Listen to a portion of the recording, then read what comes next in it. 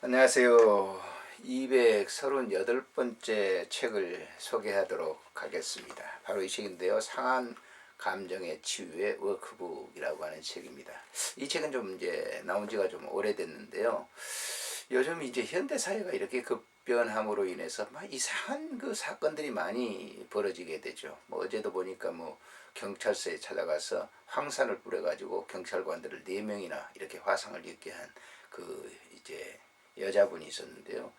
이런 것들이 이제 무슨 이제 뭐 우울증도 있지만은 뭐 별 뭐 조울증 환자 이런 이 분들이 이제 굉장히 많아져 가지고 언제 어디서 이렇게 이런 끔찍한 일들이 일어날지 그 아무도 모릅니다.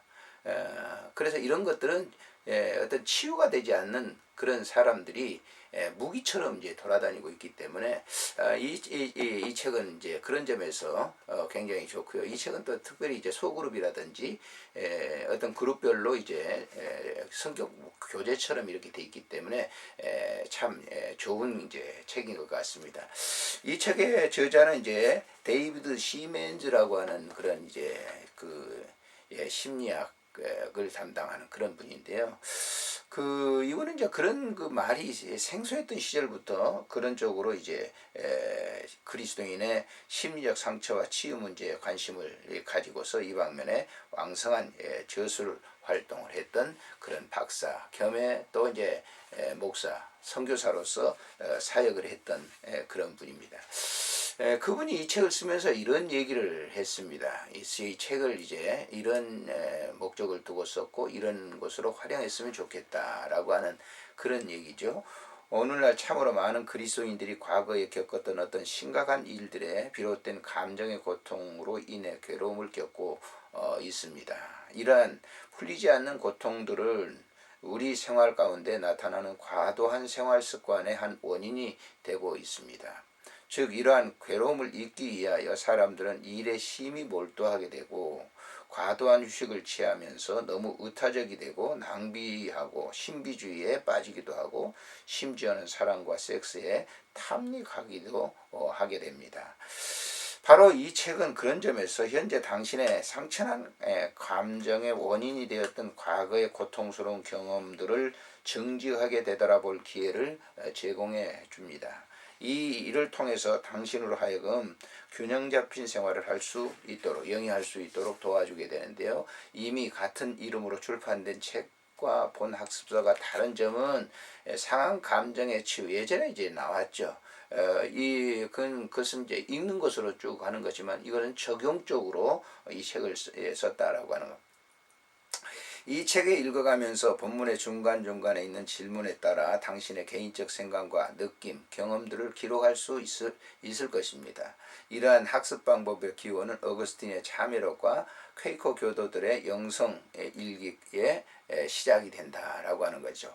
그러니까 이제 어거스틴이라든지 어거스틴의 자매록 보면 이런 방법으로서 이제 적용을 하도록 돼 있다라고 하는 것이죠.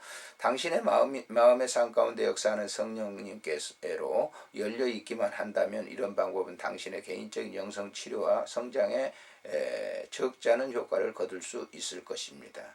지금 당신이 어떤 상처를 마음에 갖고 있든지 상관없이 성령을 통해 하나님의 사랑과 치유의 능력을 앞에 자신을 열어 놓아야 할 것입니다. 물론 그것은 당신의 의사에 달려 있습니다. 이 책을 읽어가면서 질문에 따라 생각과 느낌을 정직하게 기록해가면 당신은 성령께서 당신을 과거로부터 진리의 밝은 빛으로 인도해내고 계심을 느끼게 될 것이고 결국은 진리가 너희를 자유케 하는 그 역사를 체험하게 될 것입니다.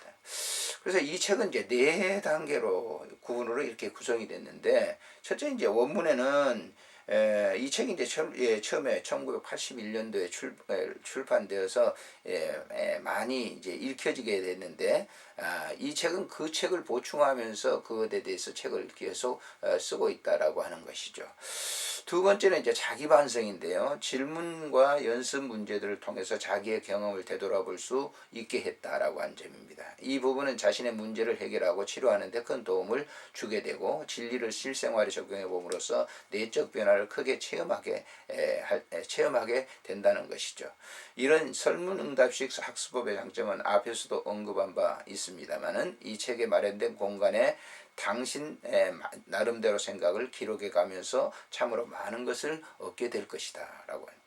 만약 대답하기 어려운 질문이 있으면 주저하지 말고 넘어가고 질문에 대한 대답하는 것이 중요한 것은 아닙니다. 이 책의 목적은 당신으로 하여금 가능한 많은 진실들을 접하도록 하는 데 있습니다. 하나님은 결코 당신을 강요하거나 강제로 그분 앞에 끌어내시지는 않는다는 사실을 여기에 기억해야 됩니다. 당신이 마음이 하나님께로 열려 있다면 성령께서는 하나님이 참으로 믿을 만한 분이심을 엄숙하게 확신시켜 주실 것입니다. 하나님을 신뢰하십시오. 당신이 이 책을 읽으며 생각들을 기록하는 동안 하나님은 당신을 그 속으로 인도하게 될 것입니다. 그 다음에 세 번째는 기도의 성찰이죠. 기도는 하나님께 무언가를 말하는 행위인 동시에 그분의 말씀을 듣는 행위입니다. 매 단원이 끝날 때마다 그 단원을 읽으면서 느꼈던 여러 생각을 하나님께 말씀드릴 기회를 얻게 될 것입니다. 이때 당신의 생각을 정직하게 말씀을 드리십시오. 마음 깊은 곳에 두려움과 비밀을 모두 과감하게 내어놓으십시오. 그리고 그분이 무엇라고 말씀하신지 귀를 기울여 들어보십시오. 하나님은 당신이 갈급할 때 당신을 만나주시기 때문입니다. 네 번째는 새로운 자기 발견입니다. 매 단원의 마지막 부분에서 당신에게 특정한 말씀을 암송하거나 묵상하도록 이렇게 되어 있는 그것을 요구하게 될 것입니다. 자신을 새롭게 하는 것도 당신의 삶을 변화시키는 좋은 삶의 방법 중에 하나일 것입니다. 자신을 새롭게 하는데 가장 중요한 책은 말할 것도 없이 하나님이 주신 성경입니다. 히브리서 기자는 하나님의 말씀에 대하여 이렇게 말하고 있습니다. 하나님의 말씀은 살았고 운동력이 있어 좌우의 날선 어떤 검보다 예리하여 혼과 영과 및 관절과 골수를 찔러 쪼기까지 하며 또 마음의 생각과 뜻을 감찰하느니 각 장의 말미에 묵상하고 암송할 말씀을 필자가 그 단위의 내용을 고려하는 선정한 주제의 성경 구절들이 있는데 그것을 충실히 이렇게 묵상하고 이행하는 것이죠. 차례를 보게 되면요. 들어간 말이 앞서 그리고 1장의 상한 감정, 2장에는 죄 용서 그리고 빛의 천국, 3장에는 고난 받으신 치료자, 4장에는 사탄의 치명적인 무기가 무언가, 5장에는 자신감의 결여에 대한 처방 방법, 6장에서 자신감의 결여에 대한 처방 두 번째 방법이죠. 7장에서는 완벽주의의 증상. 이제 이런 이 우울증 같은 것은 거의 이제 완벽주의의 그런 분들이 많이 나타납니다. 8장에서는 완벽주의의 치유의 실제에 대해서 그 과정에 대해서 소개를 하고 있고요. 9장에서는 자신에 대한 환상의 실체, 그리고 10장에서는 우울증의 실상과 허상이 뭔가라고 하는 거죠. 11장에는 우울증의 치유, 12장에는 치유를 경험한 상담자들의 내용이 뒤에 쭉 기록이 되어 있습니다. 이렇게 부록으로 기록이 되어 있는데 오늘 이제 많은 사람들이 이런 이제 질병에 걸리게 되면 그 당사자 환자의 고뇌도 굉장히 큰 것이죠. 그렇지만 그것들이 어떻게 보면 자칫 잘못하게 되면 사회적인 무기가 돼서 많은 사람들에게 고통을 안겨주는 그런 일들을 이렇게 벌어지게 되는 것이죠. 그래서 이런 문제들은 이제 철저한 이제 그 감정의 치유, 마음의 상한 감정이 있을 때 반드시 하나님의 말씀을 통해서 치유받고 하나님과 관계를 통해서 회복되는 그런 이 역사를 체험할 때 온전한 사람으로서 살아갈 수 있는 그런 그 삶이 되는 것이죠. 안녕히 계십시오.